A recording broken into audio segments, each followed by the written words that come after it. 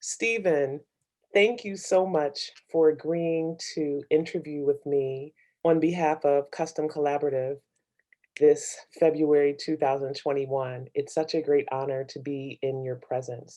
Thank you very much, and my pleasure. Yes, yes, this is a moment that the whole Custom Collaborative team has been waiting for. And there's so many questions that we have for you, but we've narrowed it down to a few. And so, I'm going to put the questions out here and hear your thoughts and let the world digest musings from a master. So, I've heard you say that you can put any colors together. And can you talk a little bit more about that? Like explain what you mean and how you came to that discovery. It's just something I wanted to do to prove that you could put all any colors together in random form to have them come out to be something exciting.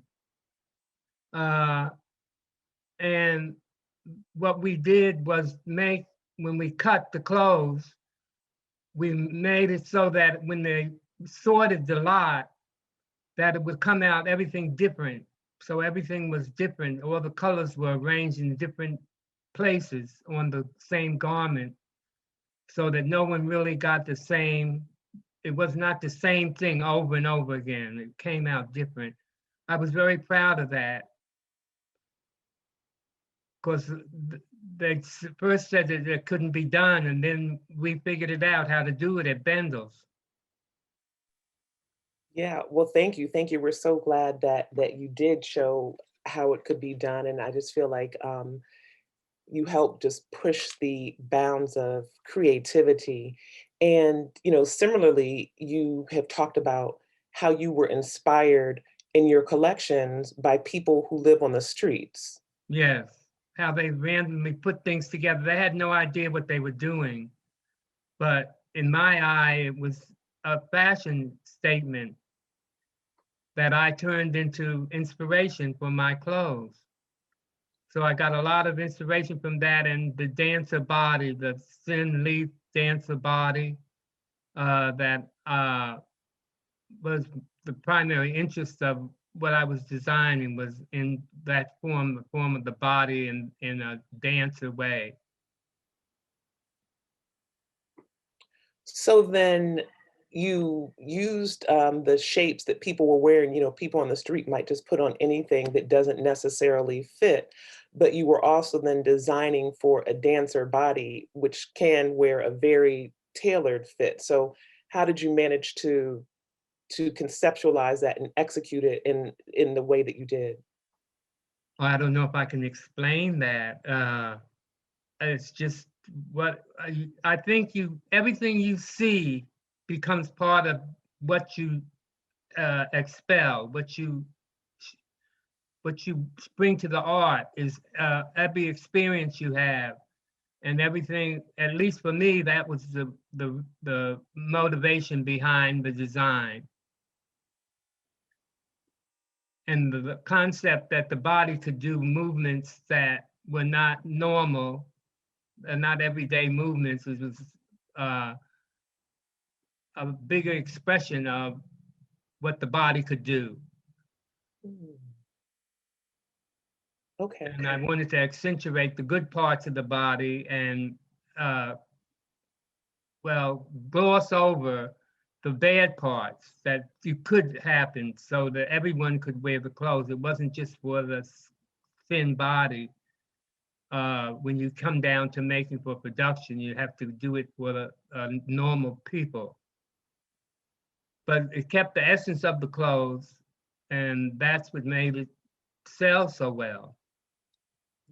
Because at that time we were doing $10,000 days at Bendel's, which was extraordinary at the time.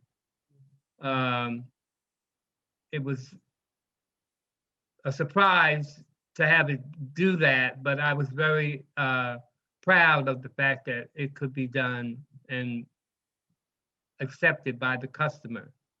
Mhm. Yeah, I've been really inspired learning about your inclusiveness, right? So for you to say, like, you were making clothes for regular people, what was the size range that you were making clothing in? Well, in the designer field, they go by number sizes, 2, 4, 6, 8, 10, 12, 14. And I came up with the thing to call it 1, 2, 3, 4, 5, so that you would still be a small size. No matter what size you were, a 14, the 5 was a 14. And I was able to do that at Bendel's, but when it went nationwide, when it went to all the stores in the country, they I got resistance because they were used to 2, 4, 6, 8, 10, a numbered system instead of the 1, 2, 3, 4, 5 that turned into small, medium, extra small, medium, and large, which is what they usually go by today. Um, so that was something unique about my collection that I was very proud to have actually been taken seriously at Benzel's. But when it went around the whole country, it became a little difficult. I had to relinquish that to the fact that it would be 2, 4, 6, 8, 10 to get a more broader audience. Okay, okay. Well, I just feel like that's just one more way in which you were visionary. I mean, because there are still companies today, high-end designs that don't make larger sizes, although people are coming around to it. So it's just one more way in which I see that you were really ahead of the trends by decades. And another thing that I'm thinking about is your representation of many different types of models, different Well, ethnic. I thought everyone should wear the clothes, so I wanted it to be everyone. Yellow, black, white, green, no matter what color you were, the clothes would be adaptable for you. And that's something I strive for. Mhm, mhm. Yeah, and I imagine even the idea of, like, putting different colors together because, like, different color fabrics might look better on, different skin tones, that also made your clothing accessible, for many people. Yes, uh, it was designed in that way, was inspired in that way, that it would be for everyone, not just a certain group of people. I was multicolored in essence, and that was when ran through the customer too. Right, so you were sending a message, in That many was it was inclusive of everyone. And that's what I tried to show when I picked the models for the show. I wanted to show that it didn't matter what color your skin was, it would work on you. And I tried to exemplify that as and much so as I could. mhm, mhm. And then do you think that that, ethos is what got you those $10,000 days at Bindle that so many people could wear the clothes? Well, Bender's was the perfect spot to put it because it got all those socialite women coming to buy the clothes, and had a great depth of customers at Bendel's. They had a very inclusive audience in that store, Mhm. and it was the best store in New York for a designer. And everyone wanted to be in the store. So I was very lucky when I got what I got from them as my own boutique. That was a new and exciting thing for me to do. I was very proud of being asked to come and be part of Bendel's. And Geraldine Stutz was an amazing person with a vision for everyone. She was inclusive too, and it was just a great place to do my thing. And they let me do whatever I wanted, and Well, that that's that started in FIT. When I graduated from FIT, I got a job in a 7th Avenue firm that let me do whatever. They put me in a room and said, do whatever you want.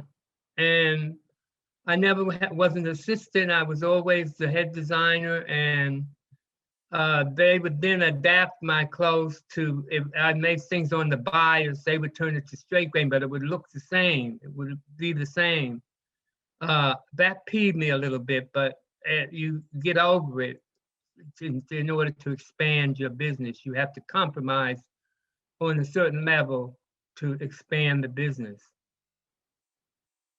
Because bias takes up more fabric than straight grain. And I had to come to grips with that in order to sell more. And then I know that, things cut on the bias provide like a different flow or a different shape. So then how did you manage to still get across the movement and shape that you wanted cutting on the straight grain? Uh, I didn't do that. They did it in the pattern making room, and then they would show it to me, and it looked the same. Uh, it's just something that they did to save money, to make it come at a more cost-effective price. But I was fine because I could do what I wanted. I could make it bias if I wanted to, and they could change it. And I just let it go. Do whatever you want with it. After I created the original, I let them do whatever they wanted to it, because it was their product. It wasn't mine. It was under their label. So I was agreeable to letting that. I didn't fight with them over it. Right. I did that for about a year while I was making clothes for my friends on the side and making more money doing that than I was on 7th Avenue. So I eventually left 7th Avenue and went to make clothes for private clients. That's what led me to O Boutique, because that was one of my customers who opened O Boutique. He was an artist who wanted to have a bazaar of art that he thought was, that he picked out who to be in this O Boutique, and he asked me to be the clothing designer. Would I be interested in coming to O Boutique? And in 1968, that's when I started at O Boutique. So you were making in your career men's and women's clothes? Yes, for all my friends. Mhm. They all wanted what I was wearing, and except for his dresses, I didn't wear dresses. I Mhm. wore a tunic though, which is a mini dress, but that was something I wore, and they all liked it, and ended up all the guys were in tunics. Uh, but on a girl, it was a mini dress.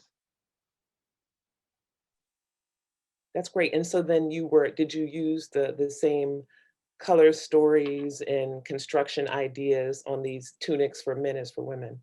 Yes. Mhm. Mhm. Uh, and the girls used to wear all the boys' clothes because it was nothing but t-shirts and pants. Then the girls could wear it too. And I sold a lot of t-shirts and pants, a lot of leather pants. That was the very big thing for me, was leather and suede. Uh, so they were big sellers, so I was able to do a lot of it. Um, and that made it all more fun for me. I was able to do whatever I wanted and have it produced, and that lasted until the clothing took over the O Boutique, and the money that you needed to finance and produce one line while you're making the line that you did for the season before, you then have to make the new collection, and it takes double the money. Mm.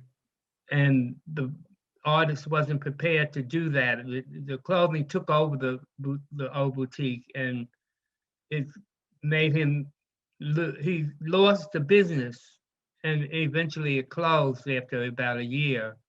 But I had gotten famous from that year of Old Boutique, and everyone was coming downtown to see what I was doing, all the department stores, and trying to get me to make a collection for them.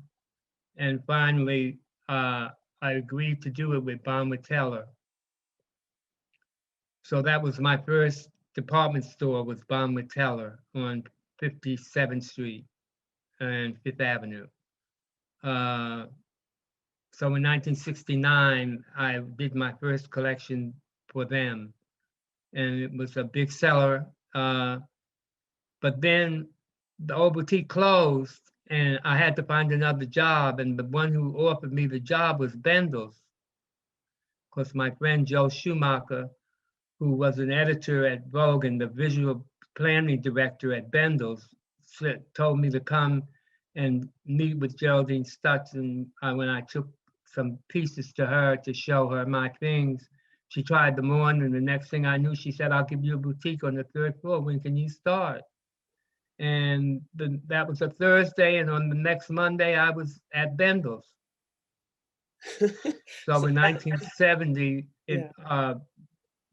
Stephen Burrows' World opened in Bendel's on the 3rd floor of the contemporary department. The 3rd floor was where all the contemporary ready-to-wear collections were. And I was there with Sonia Rykiel and Ralph Lauren and all the European designers that were in the Savvy section of Bendel's, which was on the 3rd floor. Now, when you brought those clothes to show Geraldine, did you just happen to have her size? Did you have a range of sizes? Like, how did you know? It just seems like so perfect that you've said, "Here, try these clothes on.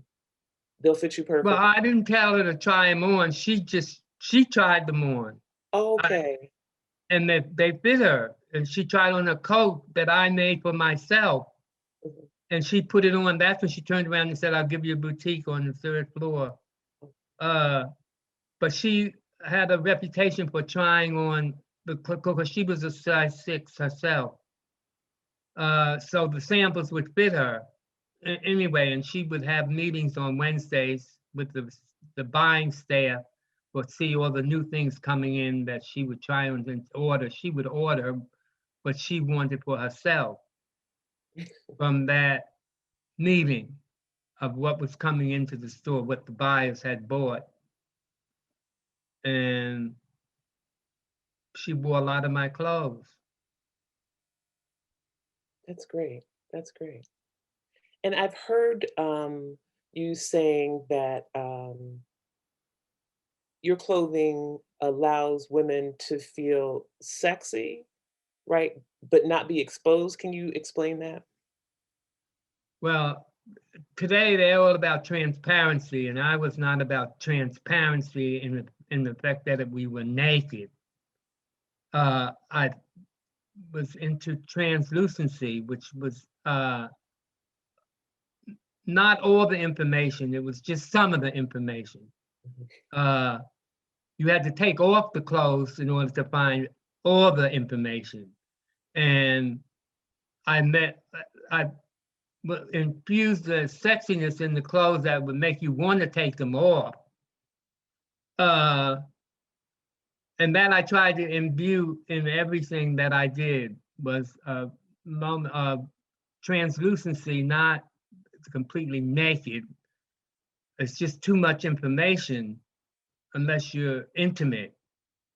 And then I made the clothes easy to get out of in case you ran into that luck of being transparent,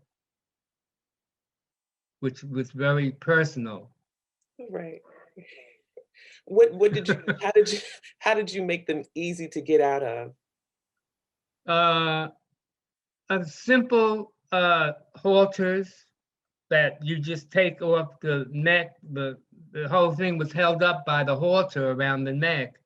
And once you took that off, the thing would just slide off you. And I worked very hard at doing that. It was subconscious after a while, it just became part of what I did. It was not like something I had to think about. Um, at least that's how I saw it. It was just a part of me. It was not something I had to work on doing. It just was part of what I did. Okay, I like that. I like that.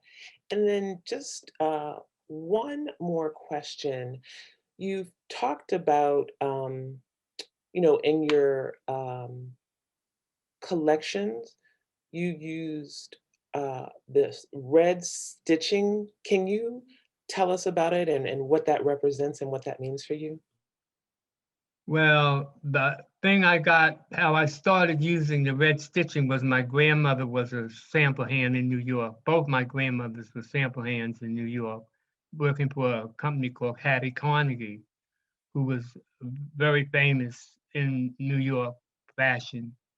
They were both sample hands, and that's how my mother and father met because the two women became friends. And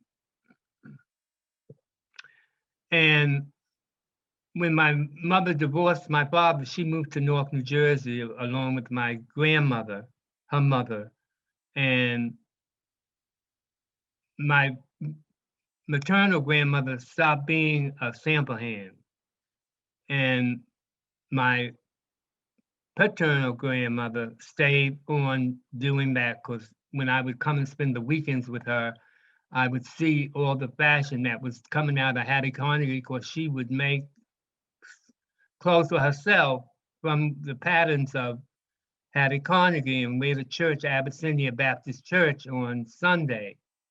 So every Sunday I would be paraded through the Abyssinia Baptist Church and my grandmother wearing these things that came from Hattie Carnegie. This is the first thing I knew about fashion was from my grandmothers, both of them. My maternal grandmother taught me how to sew when I was 8 years old because I wanted to make a dress for the doll of the girl that I liked that lived upstairs. And she taught me how, and I fell in love with the zigzag stitch and made it red because it became like the lifeline through the clothes. And it was my signature. Instead of having a label that said Stephen Burrows, I thought the red stitching would say it and make it that that's where it came from. You wouldn't have to look for a label. You would just know by the red stitch and it was zigzag that it was Burrows. And I used that a lot up until 1973 when I went to Seventh Avenue and they made me or to be broader appeal to the general public retailers. They were complaining about the red stitch, and I had to resort to self stitch instead of the red to satisfy these. I was very upset about that, but in order to expand the business, you have to compromise a little and do what commercially becomes sellable. And so I had to give up the red stitching, but not the zigzag. Still, everything was finished with the zigzag, even the lettuce that I invented in 1972, which was where the hem was taken up by a zigzag stitch. And it was in red up until 73. And then when I went to 7th Avenue, I had to change it. One of the things that I'm hearing is a theme for you is that you have wonderful specific design ideas. You put these designs in the world and that you know that in order for them to be like commercially successful, there have to be compromises. So how did you come to that? Because I know that some designers are very specific about insisting that what they want and how they designed it is what they should be. Uh, your business partners almost make you do it. The Mhm. people with the on the money side of it to expand the business that makes it more generally for the general public. Uh, it it was something I didn't want to do, but I gave it up to have more sales. And you have to be commercial to a certain extent to keep the business going. And then that allows you to do the things you want to do at the same time, even if it doesn't sell as much as the commercially generated pieces do. Okay. Yeah, that makes perfect sense. So the idea of like people who In have order to get to do the things you want to do, you have to make some things commercially that sell and carry the business end of it. Uh, it was something I had a hard time doing because I was just into the artistic part of what to do and what I wanted to do. And I had to, you have to give a little bit of developing the commercial side of the business with having things that sell in a great quantity. And if you want to sustain your business and have a healthy business. Thank you. I think that that's such a great lesson, and I appreciate you sharing it with everyone in our community. My pleasure. Yeah.